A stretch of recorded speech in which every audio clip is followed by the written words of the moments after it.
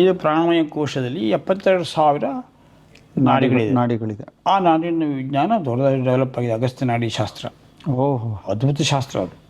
ಅದು ಮನೆತನದಿಂದನೇ ಉಳಿಸ್ಕೊಂಡಿರೋದು. ಎಲ್ಲರಿಗೂ ಕೊಡಲಿಲ್ಲ ಅದನ್ನು. ಕೆಲವೇ ಕುಟುಂಬದವ್ರಿಗೆ ಗೊತ್ತಿದೆ, ನನಗೆ ಗೊತ್ತಿದೆ ಅಂತ ಕುಟುಂಬಗಳು. ಹೌದಾ? ನಾನು ಅದು ಪರೀಕ್ಷೆ ಮಾಡಿ ಒಪ್ಕೊಳ್ಳೋದು. ಇದು ನಾನು ಒಪ್ಕೊಳ್ಳೋದಲ್ಲ.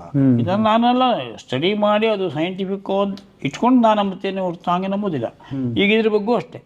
ಈಗ ಉದಾಹರಣೆಗೆ ಮಂತ್ರ ಚಿಕಿತ್ಸೆ, ಮತ್ತು ಹಾಗೆ ಮರ್ಮ ಚಿಕಿತ್ಸೆ ಮತ್ತು ಮುದ್ರಾ ಚಿಕಿತ್ಸೆ ಈ ಬೆರಳಿನ ಮೇಲೆ ಇದೆ. ಇಂಥ ಬೆರಳಿಗೂ ಈ ಬೆರಳಿಗೂ ಈ ಕನೆಕ್ಷನ್ನೊಳಗೆ ಬೇರೆ ಬೇರೆ ಬೇರೆ ಬೇರೆ ರೋಗಗಳಿಗೆ ನಿವಾರಣೆ ಇದೆ.